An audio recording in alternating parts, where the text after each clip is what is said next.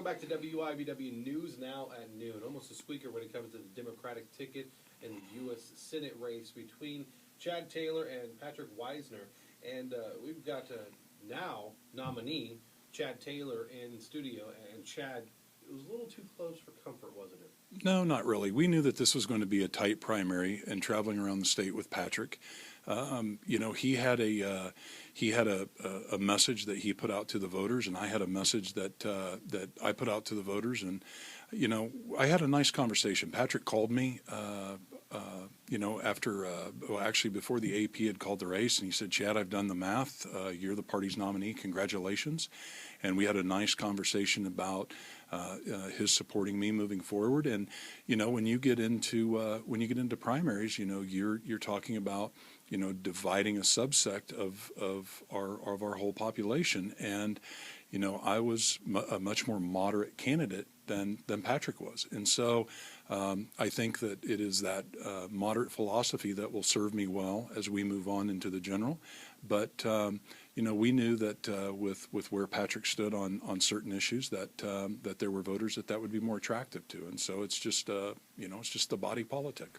You've got an uphill battle here. I think Senator Robert actually put it the other day, saying if you voted for Milton and he won, you'd be electing a Democrat to the Senate.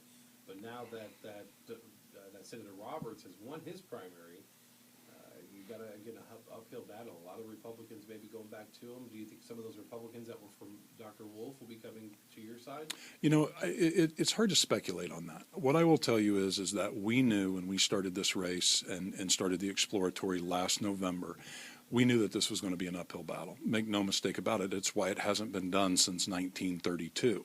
And I think it's important to emphasize the fact that talking about uphill battles, we've never had an incumbent Republican senator, at least in my lifetime, who's gone through the primary battle that the senator did. And so I think that if you look at what's coming this November, I think that the electorate is going to have options. And I think that they're going to have a choice between a true conservative, as Senator Roberts has billed himself, or someone who's a moderate who wants to go to the middle, work with both sides, bring some common sense back into governance, and get our country and our state moving forward. Something that he's been really pushing for is that if you reelect me, you've got senior leadership in the Senate representing Kansas. Mm-hmm. Do you think that's, obviously he's been there for a long time, he does have some seniority. Is that a challenge for you as well? I think that we have to, and as we travel around the state, we're going to have to talk to people and educate them on the difference between tenure and seniority.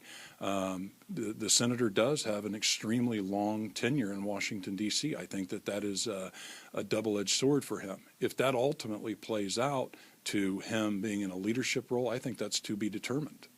So what's next for you now that you've won your primary?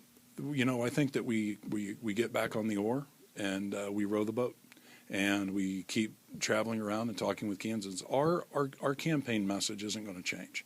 The vision and the plan that we set out from day one is going to be 100% consistent on the morning of November 4th, as it was when we started this. And it's getting back to the common sense budget analysis of pay-go rules and living within our means and getting our federal spending under control and moving towards getting back to a less divisive Congress to where we actually get something done. Something that a lot of Republicans, especially incumbents, are coming out with as well is that if you elect a Democrat, you're basically putting President Obama into the House or the Senate and helping them win the House or the Senate. You've kind of distanced yourself from the Obama administration, haven't you? I've never been a huge fan of the president's. I think that there are several issues that he and I greatly disagree on. His leadership style is very different from mine, and it's funny. I've already heard the same comments that you have, Sean, about a vote for Chad Taylor's, a vote for Harry Reid, and a vote for Barack Obama, and I just think that's absolutely absurd. Chad Taylor, congratulations on your win. Thank you. And we look forward to the race for November 4th. Can I add one more thing before we leave? Okay. I would like to thank my primary opponent, Patrick Wisner. We ran a very clean race. We traveled around the state. We got to lay out our positions and what we stood for and what what the Kansans voting in that primary could expect of either myself or my opponent if we were to be elected to the United States Senate. And I just want to thank him. He ran a clean race. He ran a classy race. I think he's a nice guy. And so, having said that, I think that I think the party made the right choice. But I just wanted to say he's a stand-up guy and thank him for running that good clean race. Do you think that Mr. Roberts said the same thing about Dr. Wolf? I don't know. I wasn't on that phone call, but I was on the phone call with Patrick and I. So, Chad yeah. Bailey, thank you so much. Thank you, Sean. News Now and New continues just after this.